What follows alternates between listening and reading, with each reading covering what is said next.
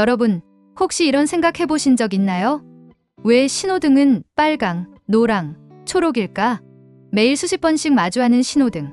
그냥 당연하게 받아들이고 살지만 사실 이 색 조합에는 과학, 역사, 심리학이 모두 얽혀 있습니다. 만약 신호등이 파랑, 보라, 하양이었다면 우리 삶은 어떻게 달라졌을까요? 오늘은 우리가 무심코 지나쳤던 신호등 색깔의 비밀을 하나씩 파헤쳐 보겠습니다. 저는 어느 날 길을 걷다가 문득 이런 생각을 했어요. 빨간불이 켜져서 멈춰 서 있는데 왜 멈추라는 건 빨강일까? 왜 가라는 건 초록일까? 너무나 당연해서 평소에는 묻지 않았던 질문이었죠. 그런데 막상 따져보니 굉장히 궁금해지더라고요. 더 재밌는 건 제 주변 사람들한테 물어봤더니 아무도 정확한 답을 모르더라고요. 그냥 옛날부터 그랬으니까 이런 대답뿐이었어요. 그래서 직접 조사를 시작했습니다. 그리고 그 답을 찾다 보니 이 세 가지 색이 선택된 데에는 정말 놀라운 이유들이 숨어 있었습니다. 가장 먼저 살펴볼 건 빨간불의 의미예요. 빨강은 인류 역사에서 늘 경고, 위험, 정지의 신호로 사용돼 왔습니다. 불을 떠올려 보세요. 불꽃이 타오르면 사람은 본능적으로 경계심을 느낍니다. 피를 보면 본능적으로 위험을 감지하죠. 이건 학습된 게 아니라 진화적으로 새겨진 반응이에요. 그런데 여기서 과학적인 이유가 하나 더 있습니다. 빨강은 가시광선 중에서 가장 긴 파장을 가진 색이에요. 파장이 길다는 건 멀리서도 잘 보인다는 뜻입니다. 구체적으로 말하면 빨강의 파장은 약 620에서 750나노미터인데 이건 공기 중에 미세먼지나 수증기에 덜 산란되는 특성이 있어요. 그러니까 안개가 끼거나 날씨가 흐려도 빨강은 쉽게 눈에 들어옵니다. 비 오는 날에도, 황사가 심한 날에도, 심지어 연기가 자욱한 상황에서도 빨간불은 가장 먼저 인식됩니다. 실제로 철도에서도 가장 먼저 빨강을 정지 신호로 쓴 이유가 바로 이 가시성 때문이었죠. 19세기 영국에서 증기기관차가 처음 등장했을 때를 상상해 보세요. 석탄 연기가 자욱하고 안개가 짙게 깔린 런던의 새벽. 기관사들은 멀리서 신호를 읽어야 했어요. 그때 가장 명확하게 보이는 색이 바로 빨강이었습니다. 위험하다, 멈춰라 하는 의미를 전달하기에 빨강은 가장 효과적인 색이었던 거예요. 그런데 재미있는 사실 하나. 실제로 1830년대 초기 신호등에서는 빨간 렌즈 대신 빨간 깃발을 사용했어요. 밤에는 빨간 랜턴을 들고 흔들었죠. 그게 바로 신호등의 시초입니다. 그럼 노란불은 왜 들어갔을까요? 단순히 빨강과 초록 사이에 낀 중간색일까요? 아니면 그냥 한 가지 색 더 넣자 해서 추가된 걸까요? 전혀 그렇지 않습니다. 사실 노랑은 주의하라, 곧 바뀐다라는 의미를 전달하기에 최적의 색이에요. 노랑은 파장이 빨강보다 조금 짧지만 여전히 굉장히 잘 보이는 색입니다. 약 570에서 590나노미터의 파장을 가지고 있는데 인간의 눈은 이 파장대에서 가장 높은 민감도를 보입니다. 특히 밤에도 확 눈에 띄고 눈의 피로도 덜 주죠. 실제로 연구에 따르면 노란색은 인간의 망막 중심부에 있는 추상체, 세포를 가장 강하게 자극하는 색 중 하나예요. 그래서 순간적인 주의 환기에 가장 효과적입니다. 철도, 도로, 심지어 안전모나, 경고, 표지판 같은 곳에서도 노랑이 자주 쓰입니다. 여러분도 생각해보세요. 공사장 안전모는 왜 노란색일까요? 택시는 왜 많은 나라에서 노란색일까요? 형광조끼는 왜 노란색일까요? 모두 나 여기 있어, 주의해 라는 메시지를 전달하기 위해서죠. 노란불이 들어오면 사람은 본능적으로 곧 뭔가 변한다는 긴장감을 느끼게 돼요. 심리학 연구에 따르면 노란색은 인간의 주의력을 일시적으로 약 30% 이상 증가시킨다고 합니다. 순간적으로 뇌가 각성 상태로 들어가는 거죠. 그런데 재미있는 건 초기에는 노란불이 없었다는 사실이에요. 빨강과 초록만 깜빡였죠. 그러다가 1920년대 미국 디트로이트에서 처음으로 3색 신호등이 발명되면서 노란불이 추가됐습니다. 왜냐고요? 사고가 너무 많이 났기 때문이에요. 빨간불에서 갑자기 초록불로 바뀌면 운전자들이 대응할 시간이 없었던 거죠. 특히 교차로에서 큰 사고가 자주 발생했어요. 그래서 전환 구간이 필요하다는 주장이 나왔고 노란불이 탄생한 겁니다. 마지막으로 초록불. 여기서 정말 재미있는 이야기가 나옵니다. 원래 초록불은 지금처럼 가라라는 뜻이 아니었어요. 여러분, 믿기시나요? 지금 우리가 당연하게 받아들이는 초록불이 예전엔 완전히 다른 의미였대요. 19세기 영국에서 철도 신호에 처음 색깔이 도입될 때 빨강은 정지, 흰색은 진행, 초록은 주의였어요. 네, 맞습니다. 흰색이 가세요였던 거죠. 그런데 문제가 생겼습니다. 별빛이나 가로등 불빛이랑 흰색 신호가 헷갈리기 시작한 거예요. 상상해 보세요. 어두운 밤, 기차 기관사가 멀리서 하얀 불빛을 봤어요. 오, 진행 신호구나 하고 속도를 냈는데 알고 보니 그건 집 창문에서 새어나온 램프 불빛이었던 거예요. 실제로 큰 사고도 여러 번 일어났다고 해요. 1800년대 중반 영국에서만 이런 이유로 수십 건의 열차 충돌 사고가 보고됐습니다. 사람들이 다치고 목숨을 잃었죠. 심지어 1914년에는 별똥별을 진행 신호로 착각한 기관사가 있었다는 기록도 있어요. 정말 아찔하죠? 그래서 결국 색의 역할을 바꾸게 됩니다. 빨강은 정지로 그대로 두고 초록을 진행 신호로 바꾼 거죠. 노랑은 중간 단계로 들어오게 되었고요. 왜 초록이었을까요? 초록은 자연에서 가장 안정적이고 평화로운 색으로 인식되기 때문이에요. 숲, 풀밭, 나뭇잎 모두 생명과 안전을 상징하죠. 게다가 초록은 빨강과 색상 대비가 명확해서 생맹이나 색약을 가진 사람들도 비교적 구분하기 쉬운 조합이었습니다. 실제로 색각 이상을 가진 분들 중 대부분은 빨강, 초록 스펙트럼에서 어려움을 겪지만 신호등의 경우 위치와 밝기 차이로도 구분이 가능하도록 설계됐어요. 그러니까 우리가 지금 보는 빨로초 조합은 철도에서 안전 문제를 해결하기 위해 바뀐 시스템에서 시작된 거예요. 여기서 잠깐 상상해 볼까요? 만약 지금 신호등이 빨강, 파랑, 하양이었다면 어땠을까요? 이거 진짜 재밌어요. 파랑은 사실 멀리서 보면 초록과 구분하기가 힘들고 하양은 주변 불빛과 섞이기 쉽습니다. 낮에는 하늘과 구분이 안 되고 밤에는 모든 불빛이 하얗게 보이죠. 만약 보라색과 주황색이었다면요? 보라색은 파장이 짧아서 멀리 가지 못해요. 안개 속에서는 거의 안 보입니다. 주황색은 노란색과 비슷해 보여서 혼란을 줄 수 있고요. 분홍색과 민트색은요? 솔직히 신호등보다는 아이스크림 가게 간판 같지 않나요? 또 보라색이나 분홍색 같은 색은 색각 이상을 가진 분들에게는 구분이 어려워요. 실제로 전 세계 남성의 약 8%, 여성의 약 0.5%가 색각 이상을 가지고 있습니다.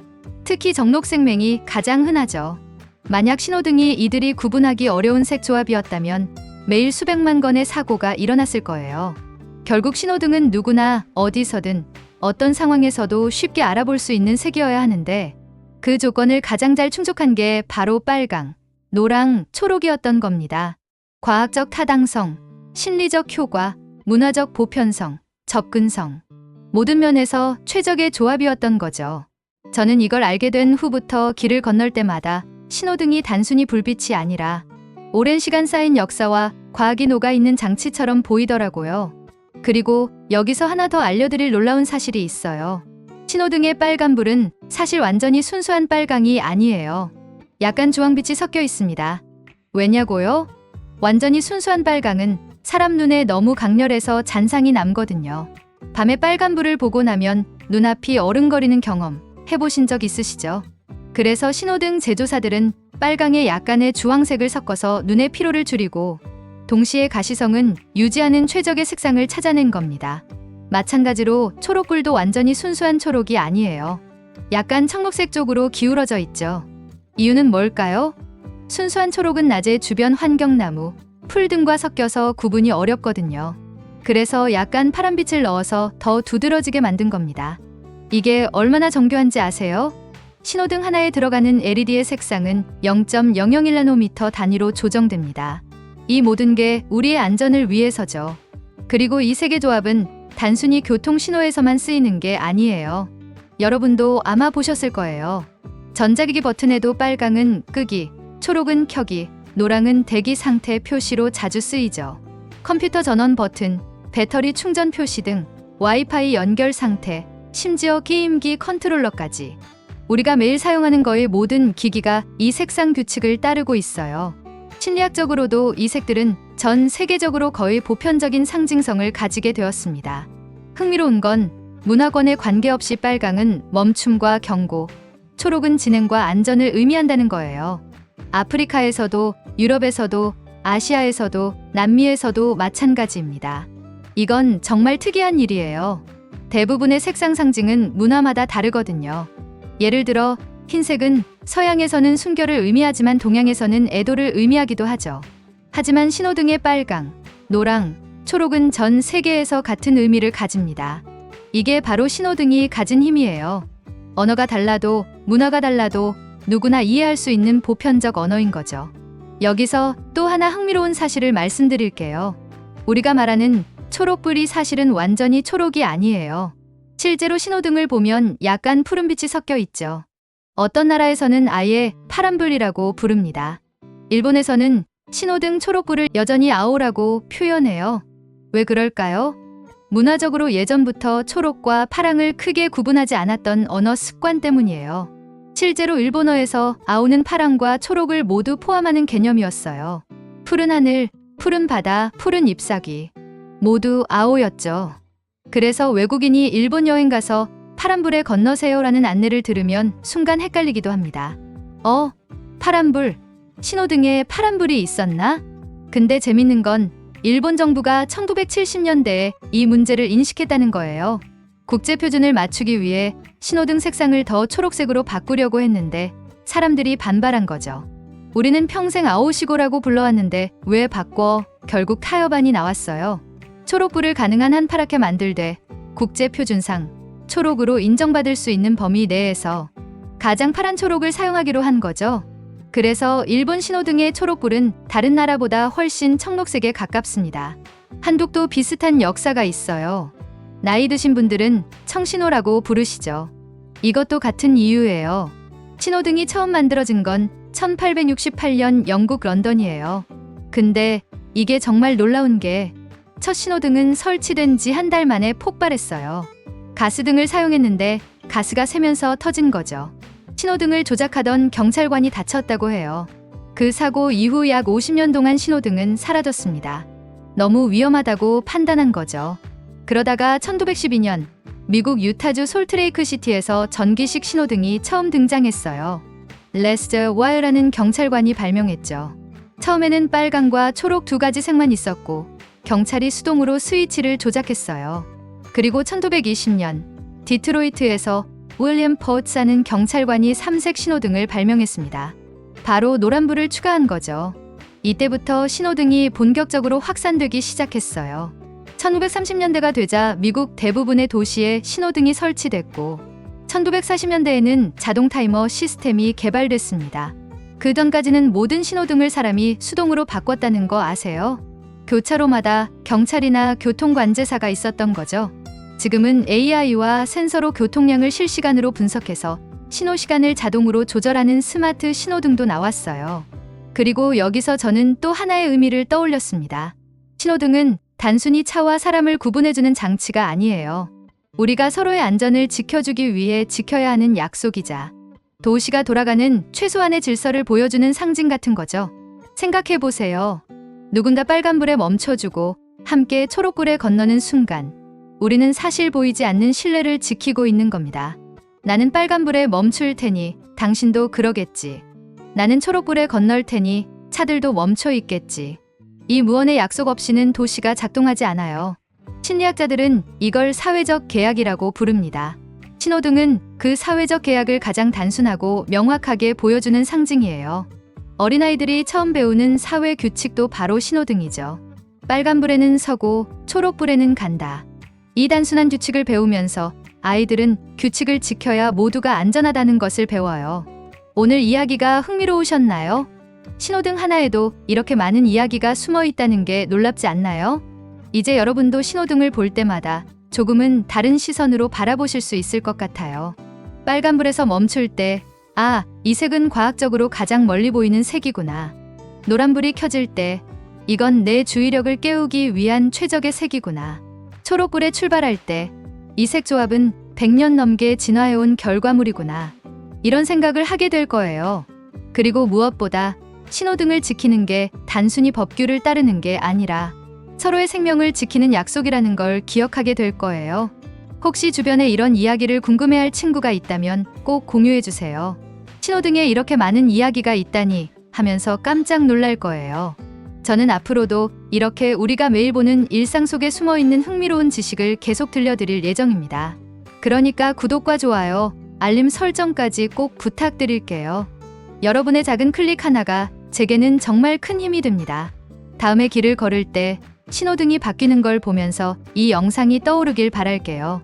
그리고 빨간불에 멈춰 서서 기다리는 그 순간이 단순히 지루한 시간이 아니라 우리 모두의 안전을 지키는 소중한 시간이라는 걸 기억해 주세요. 오늘도 끝까지 들어주셔서 감사합니다. 안전하게 그리고 행복한 하루 보내세요. 다음 영상에서 뵙겠습니다.